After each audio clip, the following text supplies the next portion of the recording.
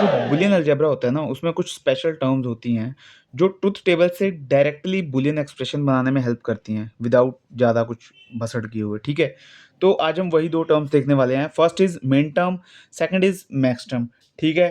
तो चलिए अब फर्स्ट देखते हैं जो कि हमारे यहाँ that is our min term. बच्चों मिन टर्म को एसओपी भी बोला जाता है, ठीक है? एसओपी की फॉर्म में लिखा जाता है मिन टर्म को, ठीक है? तो अभी इसमें एक आपको 2-3 चीज़ें याद रखनी है, वो ये कि इसमें all variables are present, all variables are present, सारे के सारे वेरिएबल प्रेजेंट होते हैं, कोई भी वेरिएबल मिसिंग नहीं होता। दूसरी बात, all normal and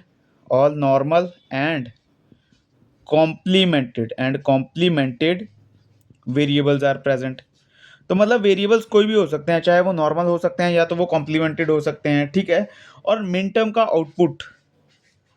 output of min term is is one only for one combination.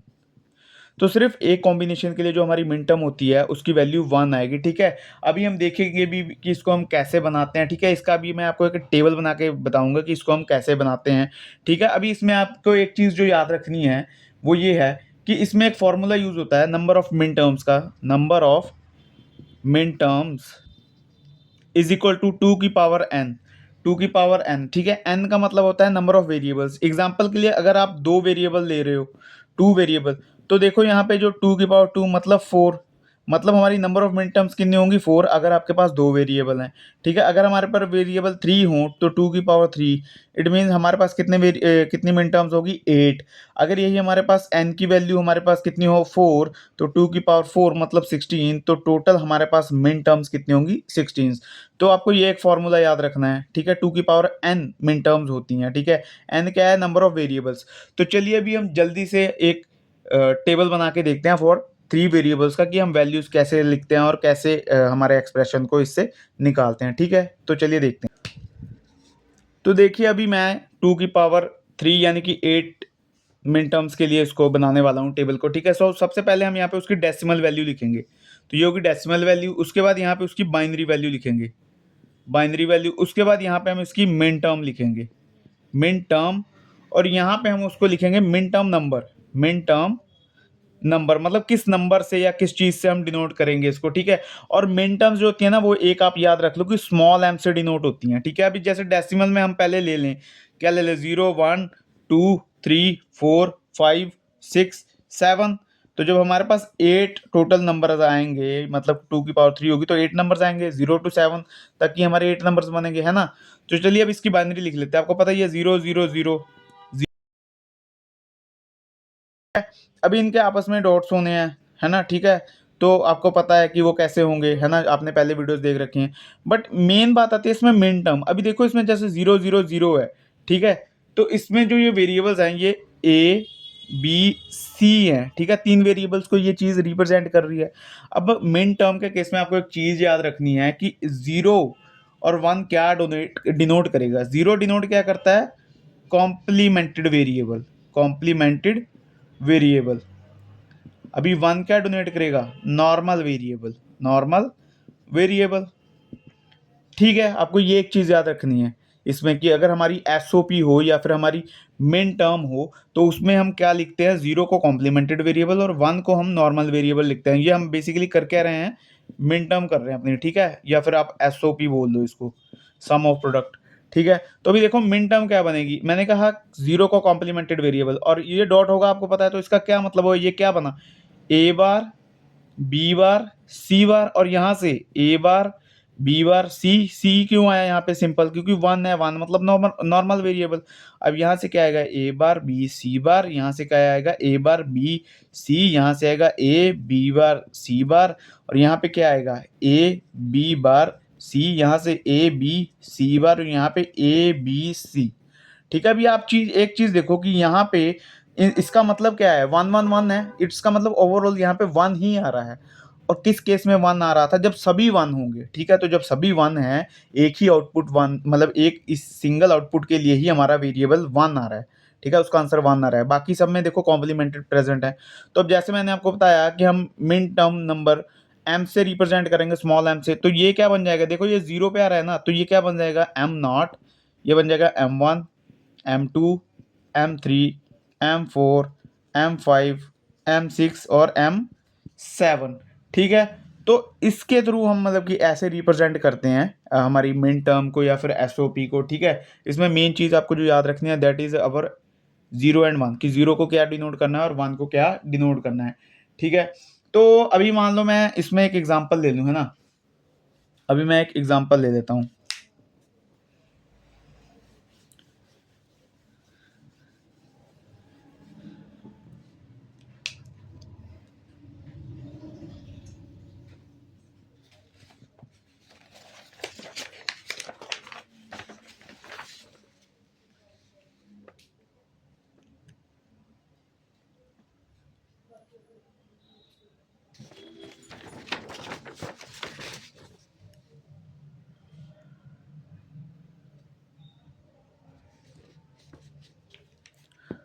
तो चलो मैं एक एग्जांपल ले लेता हूँ कि function of A B C को हम डिनोट कर रहे हैं A B bar C plus A bar B C bar plus A B C plus A B C का बार। ठीक है, ये हम डिनोट कर रहे हैं। अभी हमको इसको मिन टर्म के फॉर्म में लिखना है, तो हम इसको ऐसे लिख सकते हैं मिन टर्म के फॉर्म में। एक तो देखो यहाँ पे क्या है 1 0 1, तो मतलब M5, यहाँ पे क्या है देखो 0 1 0, तो मतलब M2, और यहाँ पे ए बी सी है तो मतलब M7, और यहाँ पे ए बी सी बार है मतलब M6।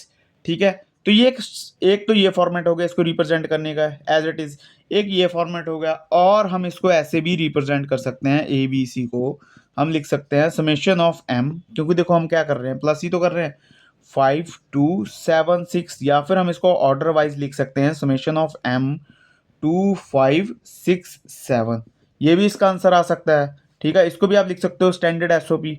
और आप क्या लिख सकते हो, आप समेशन ऑफ एम, आप क्या लिख सकते हो इसका 1 1 0, सॉरी, आप क्या लिख सकते हो इसका 0 1 0 1 0 1 1 1 0 और 1 1 1, ये तीनों तरीकों से आप एक ये और ये सभी तरीकों से आप इसको आंसर कर सकते हो। ठीक है,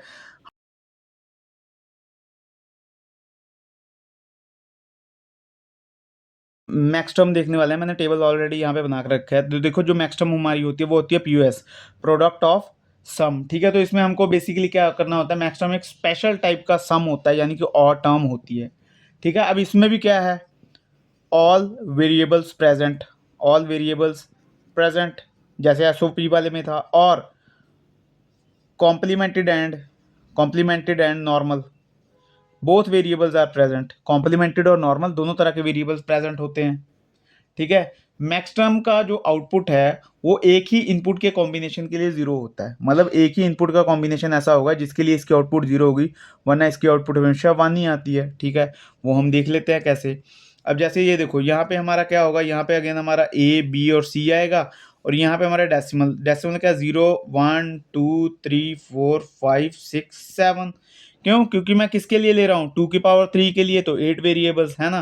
तो अभी ए बी सी का देख लेते हैं पहले, 0 0 0 0 0 1 0 1 0 0 1 1 1 0 0 1 0 1 1 1 0 और 1 1 1।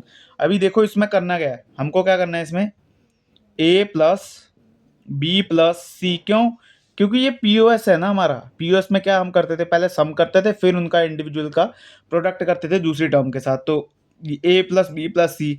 अभी आप पहले सबके ऊपर लिख लो ए प्लस बी प्लस सी, है ना, सबके पास लिख लो, उसके बाद हम इसका कॉम्प्लीमेंट्स लिखेंगे कि कैसे हम इसमें कॉम्प्लीमेंट्स लेते हैं। ठीक है, पहले ए प्लस बी प्लस सी लिख लो सारे।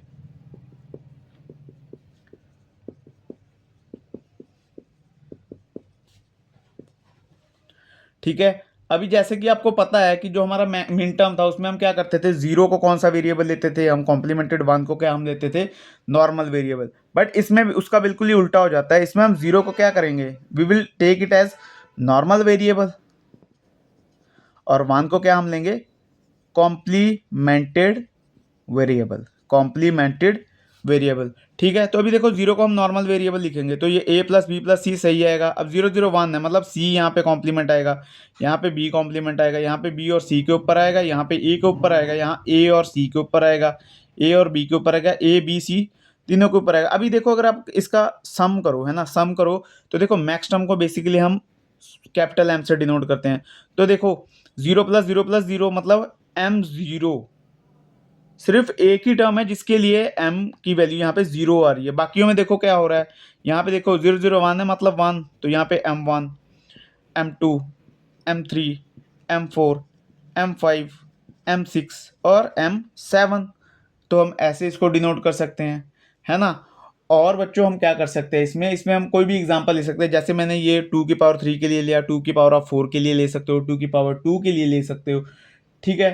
तो कभी एक एग्जांपल स्मॉल सा, लाइक एग्जांपल मैं ले लेता हूँ, like function of A B C is equal to A bar plus B plus C और A plus B bar plus C bar, A plus B plus C, है ना, A plus B plus C, और यहाँ पे इसका plus हम ले लेते हैं A plus B plus C bar, ठीक है। अभी देखो, अभी अगर आपको इसको लिखना है ना, अभी आप इसको एक ऐसे भी लिख सकते हो, F of A B C कैसे लिख सकते हो, देखो यहाँ पे A bar plus B plus C है, ए बार बी प्लस सी किसके लिए था, 4 के लिए, तो यहाँ पे m4 लिख सकते हो। ऐसे ही यहाँ पे क्या आ जाएगा अपना, पहले वैल्यूज लिख लेते हैं, m4, m3, m0, m1। अभी देखो ये क्या है, पीओएस, तो ये आपस में क्या हो जाएंगे, डॉट डॉट, क्यों, क्योंकि यार हम मल्टीप्लाई कर रहे हैं, ठीक है। तो इसको आप ऐसे रिप्रेजेंट कर सकते हो, पाई एम इज इक्वल टू 4301, या फिर आप इसको असेंडिंग ऑर्डर में रिप्रेजेंट कर सकते हो, that will be our 0 1 3 and 4, ये आ जाएगा, है ना। अभी देखो एक मैं आपको और चीज़ बताता हूँ, फायदे का फैक्ट है, मतलब वैसे ही याद रख लो, अगर आपको कहीं मिन टर्म मैक्स टर्म का आ जाए कोई क्वेश्चन, तो जो हमारे पास वैल्यूज प्रेजेंट होंगी ना मिन टर्म में, वही हमारे पास मिसिंग होगी किसमें, मैक्स टर्म में। और या फिर अगर आपको क्वेश्चन पहले ही मैक्स टर्म के लिए दे रखा है, तो वही आपको निकालनी कौन सी है, मिन टर्म्स, तो बिना सॉल्व किए आप मिन टर्म निकाल सकते हो। कैसे, अभी देखो जैसे हमने लास्ट किया था ना मिन टर्म वाला, उसमें हमारे पास समेशन ऑफ एम क्या आ रही थी, 2 5 6 7। अच्छा हम कर किसके लिए रहे हैं, ये हम कर रहे हैं कौन से वेरिएबल्स के लिए, ये कर रहे हैं हम 8 सॉरी, मतलब कि मिन टर्म्स या मैक्स टर्म्स के लिए, मतलब 3 वेरिएबल्स के लिए। तो अभी देखो यहाँ पे क्या था, 2 5 6 7, अभी इसमें से मिसिंग क्या था, 0 1 3 एंड 4। अभी देखो यहाँ क्या है, 0 1 3 एंड 4, और यहाँ क्या है 2 5 6 7, मतलब ये मिन टर्म है, ये मैक्स टर्म। अगर मैं आपको इसको लिख के दे दूँ, आपसे पूछूं कि आप मिन टर्म क्या होगी इसकी, तो आप ये लिख सकते हो 2 5 6 7, ठीक है। तो ये एक शॉर्टकट होता है min term max term solve करने का। चलो अभी हम एक एक न्यूमेरिकल सॉल्व करके देखते हैं कि एक्चुअल में हम मिन टर्म मैक्स टर्म को सॉल्व कैसे करते हैं, ठीक है।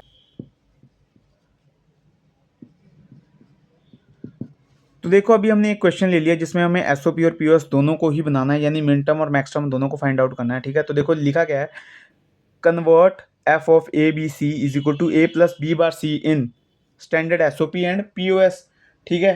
तो चलो सबसे पहले हम लेते हैं हमारा a case, that is our SOP, ठीक है। अभी मैं यहाँ पे लाइन मार लेता हूँ क्योंकि थोड़ा सा लंबा होने वाला है ना।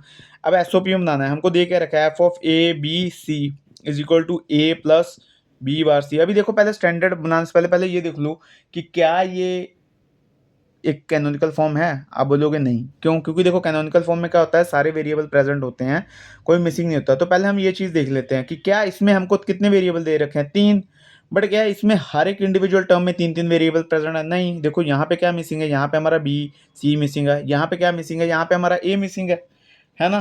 तो अभी हम क्या करेंगे, अभी हम जैसे हम पहले करते थे ना आइडेंटिटी लॉ या नल लॉ वगैरह हम पढ़ते थे, मैंने आपको बोला था कि ये आगे हमारे काम आएंगे, वो याद रखो। देखो अभी यहाँ पे हम इसको किससे मल्टीप्लाई करते हैं कि इसका आंसर सेम आए कुछ भी करने के बाद, तो हम ए को मल्टीप्लाई किससे करेंगे, ए को हम मल्टीप्लाई कर देंगे बी प्लस बी के बार से, ठीक है। और हम यहाँ पे हमारे पास क्या नहीं है, यहाँ पे हमारे पास ए नहीं है, तो हम ए प्लस ए के बार से मल्टीप्लाई कर देंगे।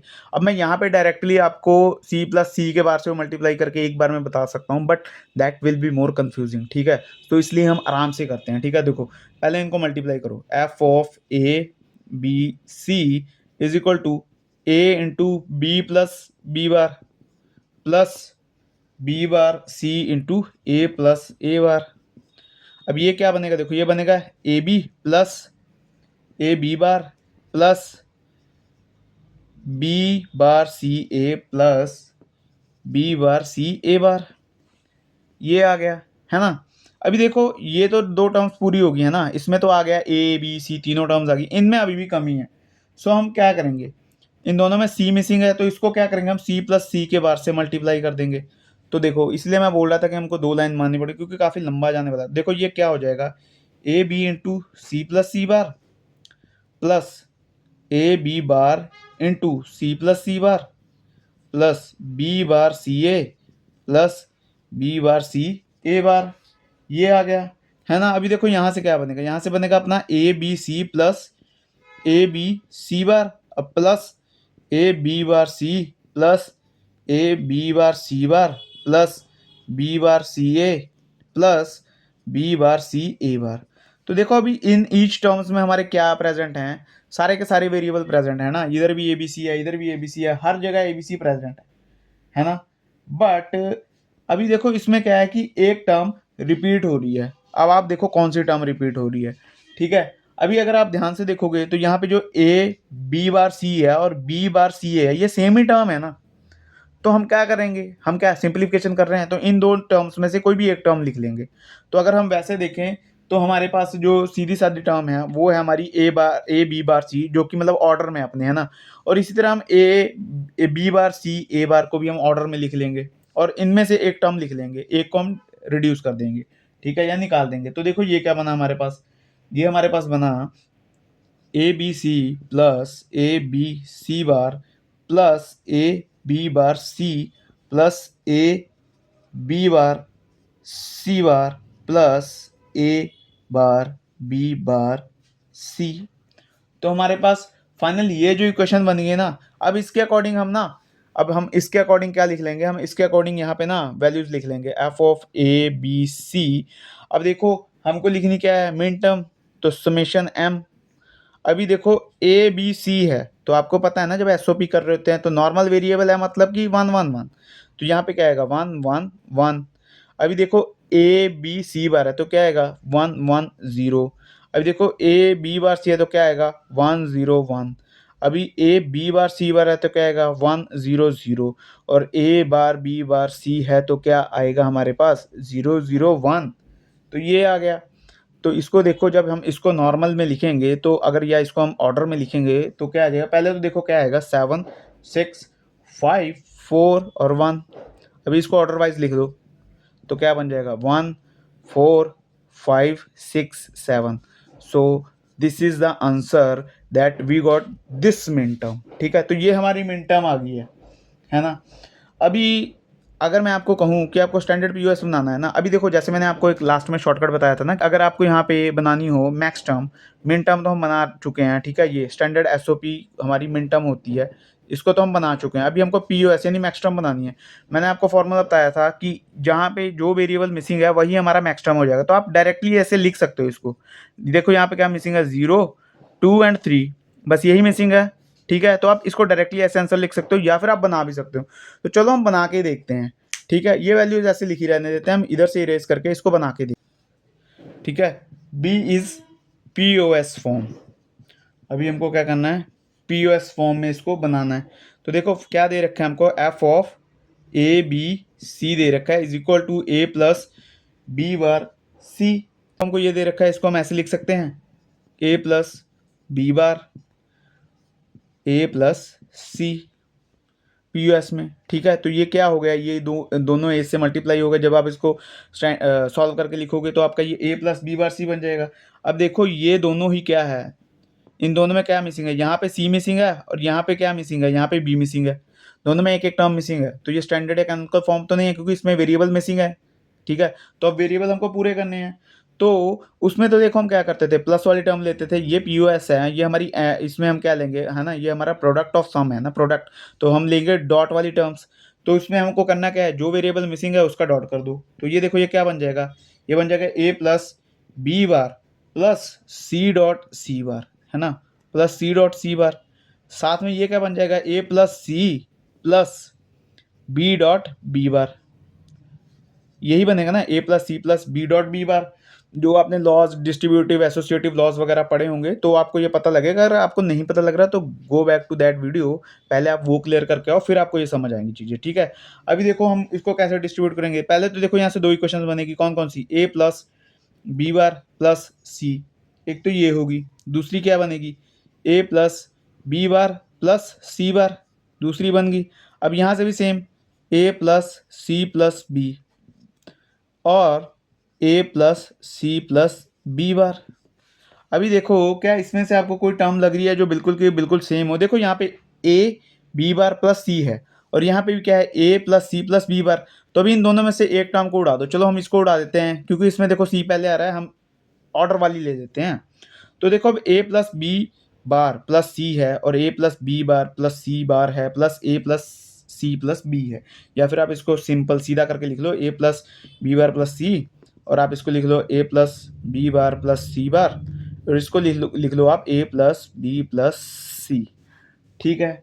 तो अभी ये देखो, अगर आपको इसको लिखना हो in the form of max term तो आप क्या लिखोगे, पाई एम लिखोगे।